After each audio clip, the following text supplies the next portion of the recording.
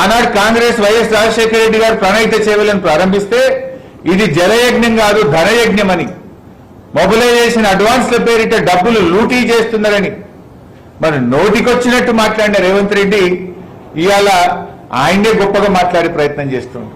అది నోరా ఇంకేమన్నా అంటే తెలుగుదేశంలో ఉంటే ఒక మాట, కాంగ్రెస్ లో మారంగానే ఒక మాట, ఊసల వెల్లులు రంగులు మార్చినట్టు నువ్వు మాటలు మారుస్తున్నావు. ఏది నిజం?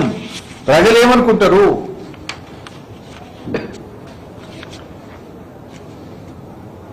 ఇలా మేడిగడ్డ 3 పిల్లలు రిపేర్ చేయమంటే 30 నెలల నుంచి నువ్వు ఏం చేస్తున్నావు? కాంగ్రెస్ ప్రభుత్వం వచ్చి 30 నెలలైంది. మేడిగడ్డలో కుంగిన 3 పిల్లలు మరమ్మతు చేయడం చేత కాదు నీకు. మేడిగడ్డ ఎంత గొప్పదంటే ఈ రోజు ఈ నిమిషానికి ఇప్పుడు కూడా మేడిగడ్డలో ఈ నిమిషానికి 6400 క్యూసెక్ల నీళ్లు పోతున్నాయి ఎండాకాలంలో.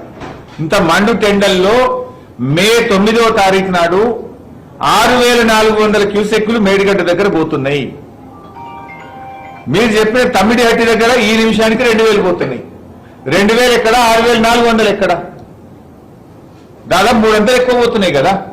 అంత అద్భుతమైన పాయింట్ను అప్పటి నిపుణుల సలహా మేరకు, వ్యాప్కో సలహా మేరకు మేడిగడ్డ దగ్గర కట్టి ఆ 3 పిల్లలు మరమ్మతు చేయ చేతనైతే లేదు నీకు. 30 నెలల టెస్టులు డ్రామాలు చేస్తుంది. ఏం టెస్టులని? మేడిగడ్డ దగ్గర 500 బోర్ హోల్స్ వేయాలంటే ఇప్పటికి 5 కూడా వేయలే మీరు. 5 కూడా వేయలే.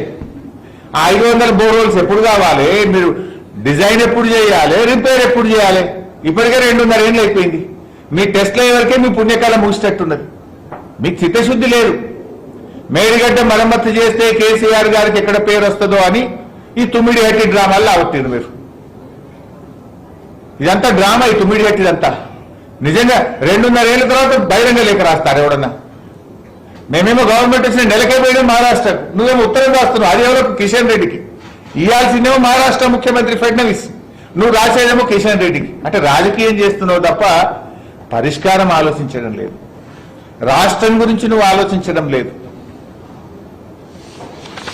ఎలా వచ్చే సంవత్సరం ఎలినో వస్తుంది, కరువు వస్తుంది అని రాష్ట్రం దేశం అంతా కూడా సైంటిస్టులు అందరూ కూడా చెప్తున్నారు. ఇటువంటి కరువు పరిస్థితుల్లో కటిక చీకట్లో కూడా కారు దీపం లాంటిది కాళేశ్వరం ప్రాజెక్టు. కటిక చీకట్లో కూడా కారు దీపం లాంటిది కాళేశ్వరం ప్రాజెక్టు. ఎంత కరువు వచ్చినా నదిలో నీళ్లు ప్రవహించే ప్లేసు మేడిగడ్డ. దాన్ని మరమ్మతు చేసుకోవాలి. రేపు తాగునీళ్లకు కూడా ఇబ్బంది అవుతుంది రేపు తెలంగాణకు. కేసీఆర్ గారు ముందు చూపుతో రేపటి సాగునీటికి, తాగునీటికి, పారిశ్రామిక అవసరాలకు, తెలంగాణ భవిష్యత్తు కోసం తెలంగాణ సోయితో ఆలోచించి నిపుణులు, ఇంజనీర్ల సలహాతోని ఆ ప్రాజెక్ట్ నిర్మాణం చేసిండ్రు.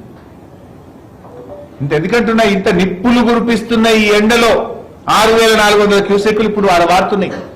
పోయి చూడండి, ఆడ పోయి మేడిగడ్డ దగ్గర వారుతున్నది ఎంతనో పోయి చూడండి. లేదా గేజ్ స్టేషన్ లో మీ ఇంజనీర్లు అడగండి, చెప్తారు ఎన్ని నీళ్లు పోతున్నాయో. ఇవాళ కాళేశ్వరం తక్కువ చేసి మాట్లాడితే మేమేదో కేసీఆర్ ను తగ్గించినట్టు, బీఆర్ఎస్ ను తగ్గించినట్టు అనుకుంటున్నారు మీరు. ఇది తెలంగాణ